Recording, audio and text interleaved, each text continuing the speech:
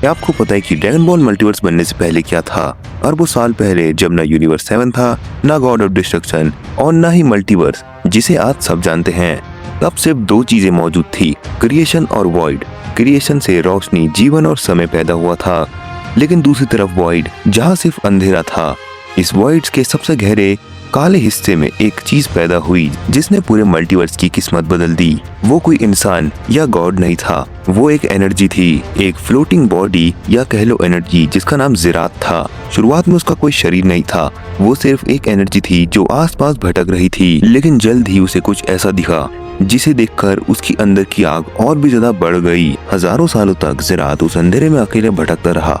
उसने अपनी आंखों के सामने क्रिएशन को देखा और यही वो चीज थी जिसको देखने के बाद उसके अंदर की आग बहुत ज्यादा बढ़ गई। उसने नए नए यूनिवर्स को बनता हुआ देखा, लेकिन फिर उसकी नजर एक ऐसी चीज पे पड़ी उसको हैरान कर दिया। उसने पहली बार मल्टीवर्स के सबसे बड़े रूलर ज़ेनो को देखा। ज़ेरात ने देखा कि एक छोटा सा बच्चा जैसा दिखने वाला रूलर पूरे मल्टीवर्स को कंट्रोल करता है।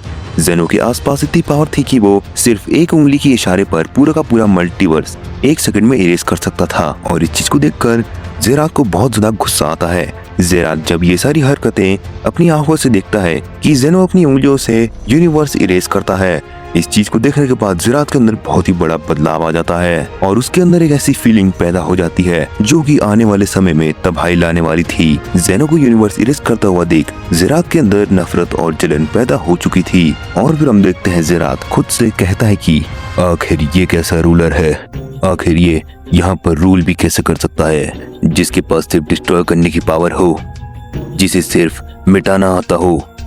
वो सबका राजा नहीं हो सकता। ज़ेरात को लगता था कि ऐसे रूलर को कभी होना ही नहीं चाहिए, बल्कि ज़ेरात को लगता था कि ऐसा रूलर होना चाहिए जो वॉइड और क्रिएशन दोनों को संभाले, ना कि कोई ऐसा जो कि बस एक इशारे पर सब खत्म कर दे। धीरे धीरे ज़ेरात का गुस्सा एक पागलपन में बदल गया। उसने फैसला कर लिया था वो ज़ेनो को उसकी गद्दी से उतार के रहेगा, पर बिना शरीर के वो ऐसा कुछ नहीं कर सकता था। इसलिए उसने वॉइड के सबसे खतरनाक डार्क एनर्जी को इकट्ठा किया और अपने लिए आंखों की एक कॉस्मिक बॉडी बना ली जिसमें सिर्फ आंख दिख रही थी। और अब ज़ेरात कहता है, अब मैं पूरी तरीके से तैयार हो चुका हूँ। अब मैं इस पूरे मल्टीवर्स को जिंदा करूंगा और सबसे पहले मैं उस नकली गॉड को हराऊंगा जिसका नाम है ज़ेनो। लेकिन ये काम इतना आसान भी नहीं है क्योंकि वो एक सेकंड में कुछ भी डिस्ट्रॉय कर सकता है। लेकिन मेरे पास इसको लेकर भी एक प्लान है और ये प्लान इतना ज्यादा अच्छा है कि उनको भी पता नहीं चलेगा कि उनके साथ क्या हुआ। जिसके बाद हम देखते हैं ज़ेरात अपनी नई और खतरनाक सी कॉस्मिक बॉडी को लेकर सीधे मल्टीवर्स में निकल जाता है ताकि वो ज़ेनो पैलेस पहुंच सके। जिसके थोड़ी देर बाद ही हम देखते हैं वो ज़ेनो पैलेस में पहुंचने ही वाला होता है और जैसे ही वो वहां पर अपना पहला कदम रखता है वैसे ही वहां पर हम देखते हैं ग्रैंड प्रीस्ट आ पहुंचता है और वो सीधे ही ज़ेरात के सामने खड़ा हो जाता है। और उसकी थोड़ी देर बाद हम देखते हैं ग्रैंड प्रीस्ट ज़ेरात से कहता है कि आखिर तुम कौन हो और यहाँ पर तुम क्यों आए हो? तुम्हें यहाँ पर आने की इजाजत किसने दी है? तुम्हें यहाँ पर आना ही नहीं चाहिए, अभी तुरंत यहाँ से लौट जाओ। इसको देखने के बाद हम देखते हैं ज़ेरात के मुंह में कोई भी रिएक्शन नहीं होता है, बल्कि वो हंसने लगता है और वो कहता है कि मैं यहाँ पर इसलिए आया हूँ ताकि मैं उस बच्चे ज़ेनो को खत्म कर सकूं। वो अपना काम ढंग से नहीं करता है, मैंने उसे साफ साफ देखा था, सिर्फ वो यूनिवर्स इरेज करने के काम का है, बाकी वो कुछ भी नहीं करता। और इसी के साथ शुरू होने वाली है एक ऐसी जंग जो कि किसी ने सोची भी नहीं थी। ज़ेरात के ये शब्द के बाद अगले ही सेकंड मल्टीवर्स के सबसे पहले और सबसे महान वॉरियर यानी कि ग्रैंड प्रीस्ट के एक इशारे पर सारी यूनिवर्स के गॉड ऑफ डिस्ट्रक्शन वहां पर हाजिर हो जाते हैं। यूनिवर्स 7 का बीरस, यूनिवर्स 6 का चैंपा, यूनिवर्स 11 का बेलमॉड, सारे के सारे गॉड ऑफ डिस्ट्रक्शन वहां पर ज़ेरात पर टूट पड़ते हैं। उन सब की ताकत इतनी ज्यादा थी पूरा ज़ेनो पैलेस कांपने लगता है। वहाँ पर सिर्फ गॉड नहीं आए थे, उनके पीछे एंजल्स भी आए थे और सारे एंजल्स अपने डिवाइन पावर को एक्टिवेट कर देते हैं और ज़ेरात को चारों तरफ से घेर के ऐसे अटैक करते हैं जिससे बहुत सारी गैलेक्सी एक सेकंड में डिस्ट्रॉय हो जाती। लेकिन ज़ेरात वो तो वहीं का वहीं खड़ा था, वो इतने सारे अटैक को झेल भी पाएगा ऐसा ग्रैंड प्रीस्ट कहता है। जिसके बाद हम देखते हैं सारे गॉड ऑफ डिस्ट्रक्शन और एंजल्स दोनों के दोनों मिलके ज़ेरात के ऊपर अनगिनत हमले कर रहे थे। उनके अटैक इतने ज्यादा डेडली थे कि उनसे कोई भी मर जाता, लेकिन वहाँ ऐसा कुछ हो रहा था जिसे देखने के बाद एंजल्स की आंखें फट गई। ज़ेरात उन सारे डिवाइन अटैक्स को झेल नहीं रहा था, बल्कि उन्हें अपने अंदर अब्सॉर्ब कर रहा था।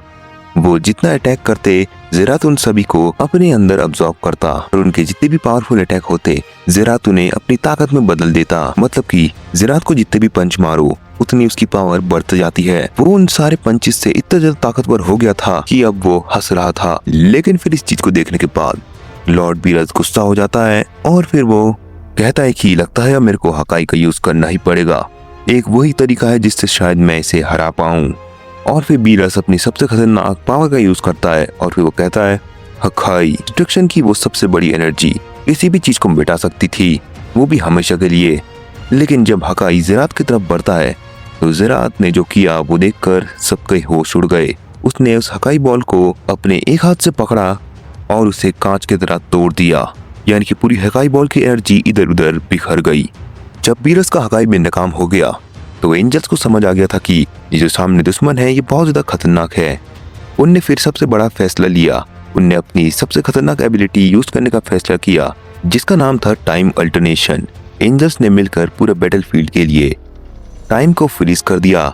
सब कुछ रुक गया, हवा, एनर्जी, अटैक्स, यहाँ तक कि बाकी गॉड भी फ्रीज हो गए। एंजल्स को लगा कि उनने ज़ेरात को काबू में कर लिया है, लेकिन तब कुछ हिलता है। ज़ेरात ने अपना पैर आगे बढ़ाया, वो हंसा और बोला तुम मेरे लिए समय को रोक रहे हो। ज़ेरात बिना किसी परेशानी के उस फ्रोजन टाइम से आराम से बाहर निकल गया, क्योंकि ज़ेरात वॉइड से था जहाँ समय नाम का कुछ चीज ही नहीं होती थी। सारे गॉड्स हार चुके थे, एंजल्स की टेक्निक काम नहीं कर रही थी और ग्रैंड प्रीस्ट भी हैरान था। ज़ेरात को रोकना अब नामुमकिन लग रहा था। लेकिन उसी वक्त पर ज़ेनो पैलेस के थ्रोन से एक छोटी सी आवाज आती है। ज़ेनो खुद अपनी गद्दी से उठकर आगे आया। उसके चेहरे में हमेशा रहने वाली मासूमियत गायब थी और उसकी जगह एक अजीब सा गुस्सा था। ज़ेनो अब बहुत ही ज्यादा गुस्से में लग रहा था। ज़ेनो ने ज़ेरात की तरफ देखा, बहुत ही खतरनाक आवाज में कहा कि मुझे तुम बिल्कुल भी पसंद नहीं हो। और इतना कहते ही ज़ेनो ने अपने सबसे भयंकर, सबसे आखिरी ताकत को एक्टिवेट कर दिया, द इरेज टेक्निक।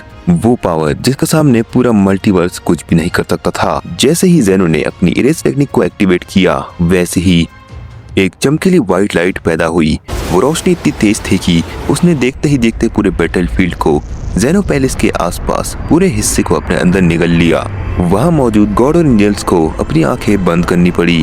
सबको लगा कि बस अब सब खत्म हो गया। ज़ेनो का इरेज करने का मतलब ये था कि अब दुश्मन का निशान भी नहीं बचा होगा। उसकी इरेज टेक्निक पूरी बॉडी और सोल को सबको मिटा देती है और इरेज होने के बाद उसका नामो निशान मिट जाता है। जो बॉडी इरेज हुई होती है पूरी एग्जिस्टेंट मिट जाती है, यानी कि अब वो किसी की बॉडी नहीं ले सकता है और वो पूरा मर चुका है। लेकिन अब सभी गॉड ऑफ डिस्ट्रक्शन, एंजल, यहाँ तक कि ग्रैंड प्रीस्ट का सवाल यही था कि क्या ज़ेरात खत्म हो गया। फिर हम देखते हैं ज़ेनो की वो सफेद एनर्जी धीरे धीरे वहां से हटने लगती है। चारों तरफ का माहौल बिल्कुल शांत हो गया था, सब जगह सन्नाटा था। सारे गॉड्स ने चैन की सांस ली, क्योंकि उन्हें लगा कि दुश्मन खत्म हो गया, यानी कि वो मर चुका है। लेकिन जैसे ही वहां से सारा धुआं साफ हुआ और जैसे ही ये सब हुआ, वहां पर जितने भी लोग खड़े थे सब वहां पर शॉक हो गए। ज़ेरात वहीं का वहीं खड़ा था, उसको एक भी खरोच नहीं आई थी। उसके मुंह पे एक शांत हंसी थी। फिर हम देखते हैं ज़ेरात को, जो कि ज़ेनो की तरफ देखता है और फिर वो जोर से हंसते हुए बोलता है तुम एग्जिस्टेंस को इरेज कर सकते हो ज़ेनो, लेकिन मैं तो एग्जिस्टेंस का हिस्सा ही नहीं हूँ। अब तुम्हें लग रहा होगा कि आखिर मैं एग्जिस्टेंस का नहीं हूँ तो मैं कहाँ का हूँ। तो अब तुम सब मरने ही वाले हो, तो मैं बता ही देता हूँ कि मैं कौन हूँ। मैं और कोई नहीं, मैं वॉइड हूँ। और फिर हम देखते हैं ज़ेनो को, जिसके मुंह पे पहली बार हम डर देखते हैं। वो बहुत ज्यादा डर चुका था और उसके मन में सिर्फ यही चलना था कि आखिर अब हम इससे कैसे जीतेंगे। ये तो एग्जिस्टेंस का ही नहीं है, मैं इसे कैसे हराऊंगा। मैंने इसे इरेज भी करा लेकिन ये हुआ नहीं, लेकिन अब मैं इससे कैसे जीतूं। तो अब आगे क्या होने वाला है? क्या ज़ेनो हार जाएगा या फिर ज़ेरात अब इस मल्टीवर्स का नया किंग होगा? ये सब चीजें तो हमें नेक्स्ट एपिसोड में पता लगेगी। अगर आपको ये वाला पार्ट अच्छा लगा हो तो जरूर से लाइक करना और कमेंट में पार्ट 2 लिख देना, जिससे मैं इसका पार्ट 2 जल्दी अपलोड करूंगा। और चैनल पर नए हो तो सब्सक्राइब कर लेना।